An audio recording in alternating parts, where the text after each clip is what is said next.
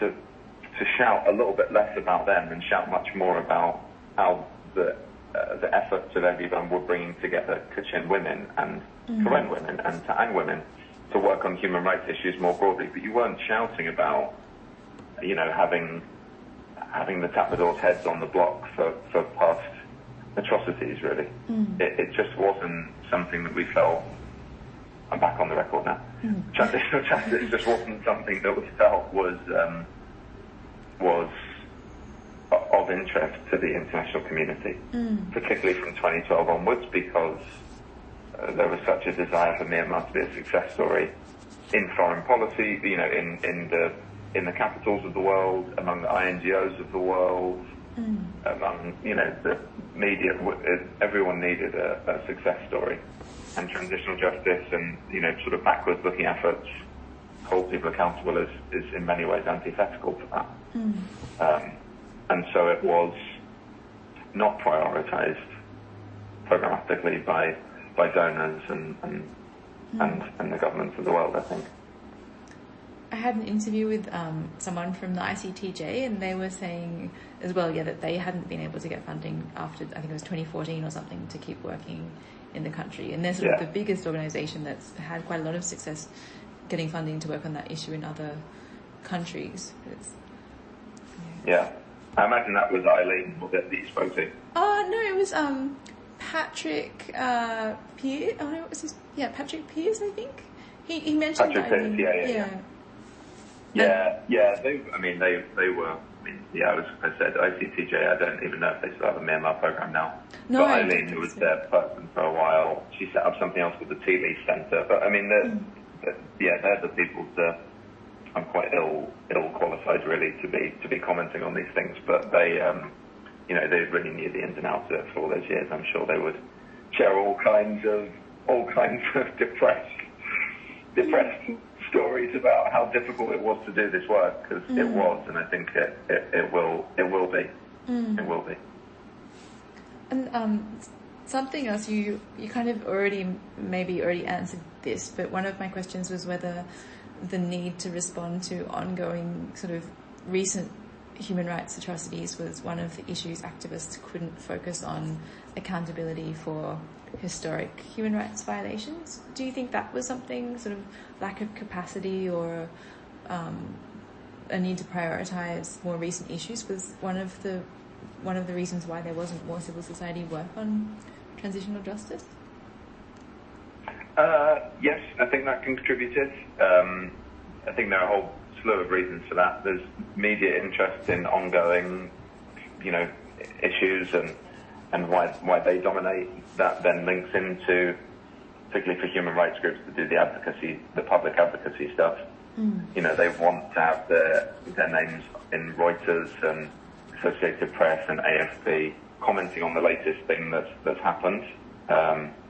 And they, that's part of the proposals that they write to donors about their ongoing impact. So I think there's a system that sort of feeds off itself, encourages a constant eye on the latest thing that's happening, rather than encouraging a greater reflexivity. And so there is this sort of cruel irony there that,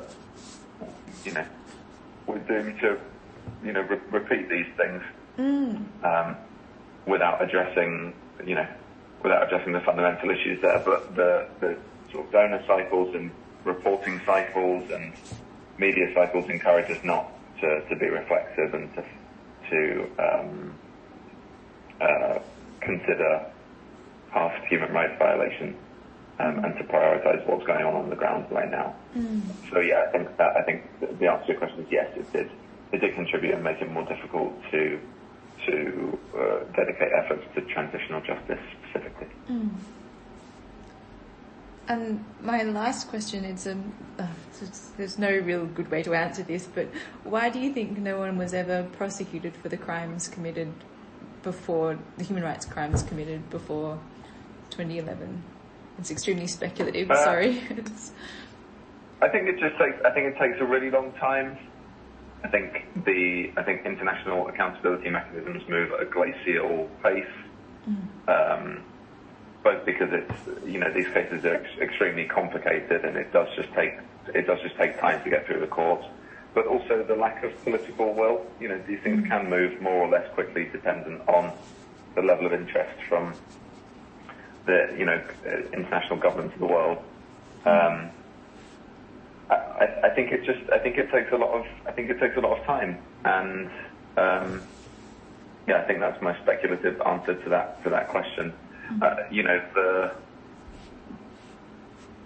think that for people doing work on transitional justice or criminal accountability more broadly, whether that's in the ICC or sort of related to the ICC or elsewhere, patience is the virtue that's most prized. And I will say this as sort of parting thought. Patience is something that the Rohingya and the Kachin and the Karen and communities throughout Myanmar, they've been made to practice that more than many people on earth. And I think there's very little expectation, even what's happening right now post February 1st, there's very little expectation that those responsible are going to jail immediately or their behaviour is going to change immediately. But that's not going to stop people from doing the work and trying to hold them to account.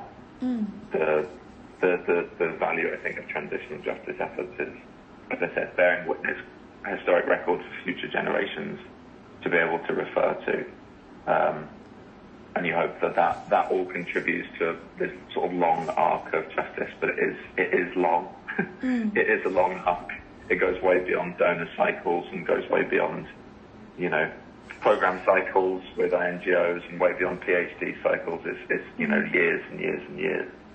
And I think that, it just takes a long time. It just takes a long time to achieve these things. But, I hope that justice will be done one day.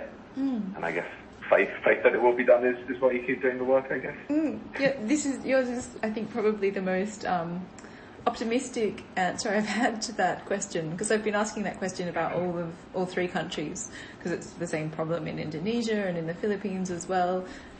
It's really nice to hear an answer that maybe it will still happen, because of course that's good. possible. I'm glad to hear that. I'm glad and a little bit surprised that I represent the voice of optimism in your PhD study. So I will say, if that's the case, then I'm sorry, you must be really miserable after having fought all these interviews with people. It's been a bit depressing. But yeah. Especially the worst, I think, was in Myanmar in 2018, because that was when some of the people I interviewed were really anti-Rohingya, and that sort of felt so sad that even these sort of human rights activists are not actually human rights activists. But I think in a way it's become better since then, because it sounds like there's more support for the Rohingya issue, which, I mean, obviously the situation is also much worse in terms of the government, but it's, If I could share one last thought on that, I don't know that there's more. I think it's fair to say that there is relatively greater support for there's relatively greater acceptance that the atrocities against Rohingya happened.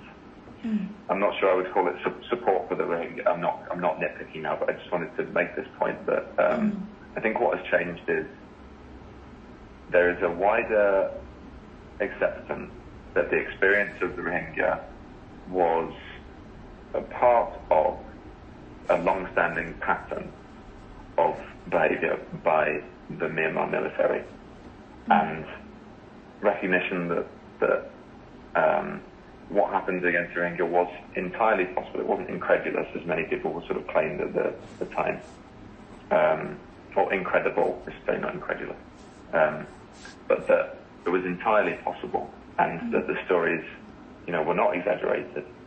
I think what's changed in recent months, and maybe beyond, even before February the 1st, because of the conflict in Rakhine, where, preceding February the 1st, where things have been so bad. I think what has changed is people's perception that actually the Myanmar military have a real disdain for human beings across that country.